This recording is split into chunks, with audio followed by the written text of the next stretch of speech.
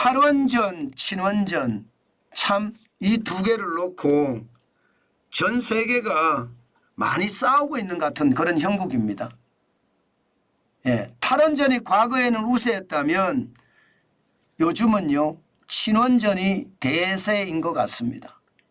그 정도로 탈원전은 퇴하고요 친원전이 성한다. 저는 그렇게 생각이 듭니다. 이거 한번 보실래요?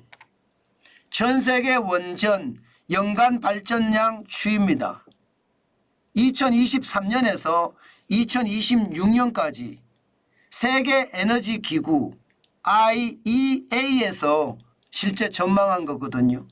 향후 3년간 적어도 8%, 2741테라와트시에서요 2959테라와트시까지 218테라와트시가 늘어난다. 이렇게 전망했습니다. 다시 말해서 전 세계는요 원전에 대한 중요성을 깨닫고 원전만이 답이다 이렇게 생각하는 사람들이 아니 국가들이 많아졌다는 뜻입니다. 여러분 보시는 것처럼 원전은요 탈원전과 친원전이 팽팽하게 맞서면서 어떨 때는 2006년에는 뭐 2660테라바이트니까 친원전이 더 성했습니다. 2018년에는 2561테라바이트니까 이게 탈원전이 더 성했다고 봐야 됩니다. 이렇게 탈원전과 친원전이 왔다 갔다 하면서 전 세계 주요국에서 탈원전, 친원전을 가지고 으쌰으쌰 하는 경우가 굉장히 많았다는 뜻이에요. 그렇지만 2023년 2741테라바이트가 되면서 뭔가 친원전의 분위기가 더 많이 만들어진다 이런 얘기입니다. 왜 그럴까요? 전력 소모가 엄청나게 커지니까 그렇습니다.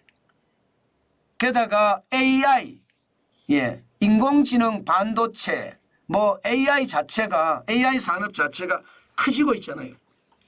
굉장히 커지면서 전력에 대한 소모량도 훨씬 많아지고 있습니다.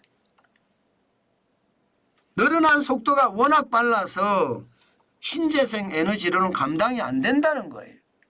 원전밖에 답이 없다 이렇게 나오는 게 전 세계 주요 국가들의 행동입니다. 그만큼 말입니다. 탈원전보다는 친원전에 많은 시간을 투자하고 있습니다. 여러분 보시다시피 미국은요. 폐로 결정을 내렸던 팰리세이즈 원전을 재가동하기로 했습니다. 핀란드는 2023년 4년 만에 원전을 신규 가동을 했고요.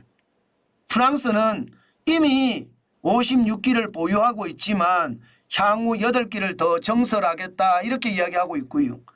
중국은 현재 55기를 보유하고 있거든요. 그런데 26기를 짓고 있습니다. 그만큼 전력에 대한 수요가 세고 그에 대한 어떤 선제적인 행동에 나섰다 이렇게 봐야 됩니다. 스웨덴도 말입니다. 2045년까지 10기 신설을 검토하겠다 이렇게 나오고요. 일본도요. 거의 금기시되어 있던 원전 신설에 대한 목소리가 이제 조금씩 나오고 있습니다.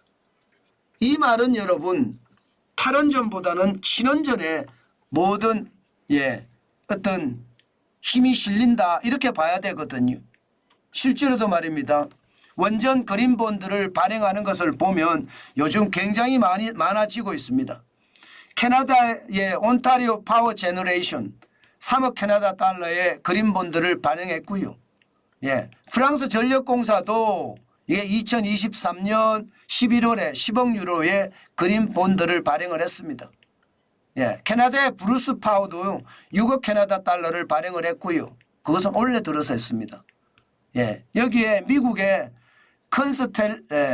컨스텔레이션도요. 지금 3월에 9억 달러의 그린본드를 발행을 했습니다. 자, 이런 것을 보면 원전에 대한 어떤 수요가 르네상스처럼 번진다 이렇게 해도 틀린 말이 아니죠. 그 정도로 말입니다. 지금 세계는요. 원전에 대한 이야기를 굉장히 많이 하고 있고요. 인공지능 산업이 더 크면 클수록 원전에 대한 생각은 더 깊어진다. 저는 그렇게 생각합니다. 제발 우리도 원전에 대한 거 제대로 해나가야 될 겁니다. 야당이 탈원전을 추진을 하고 있고 지금 여당은 친원전을 추진을 하고 있거든요. 대립이 되더라도 설득을 시켜가면서 이 시장 바로 끌고 가야지 세계 시장의 흐름 저는 당연히 따라가야 된다고 생각하고요. 그걸 따라가지 못할 경우 뒤처질 수도 있다는 것 다시 한번 생각했으면 좋겠습니다. 여러분도 보시다시피 세계 주요국의 원전 설비 용량을 보면요. 미국과 프랑스가 단연일이지만 조만간 중국이 프랑스를 제칠 것 같습니다. 현재로 봐서는요. 55기에다가 더 짓고 있으니까 더 빨리 올라가겠죠. 저는 그렇게 보입니다. 여기에다가 일본, 일본도 33기죠. 러시아 38기, 우리나라 24기예요. 그래서 저는 우리도 이게 새로운 산업에 맞춰서 선제적으로 우리가 움직여야 된다. 그래야지 전력 난으로 경제가 뒤처지는 것 저는 그거는 미리 막아야 된다. 그런 생각도 저는 해봅니다. 제발 우리나라가 좀 더 크게 발전할 수 있도록 저는 정부가 최선을 다했으면 좋겠어요. 그게 우리나라를 살리는 길이 아닐까. 오늘도 저는 외쳐봅니다. 국가와 국민을 위해서 어느 게 바른 것인지 반드시 판단을 하고 그 속에서 의사결정을 하면 저는 무서운 일이 없다고 생각합니다. 그만큼 말입니다. 저는 최악의 어떤 상태 발전된다고 봅니다.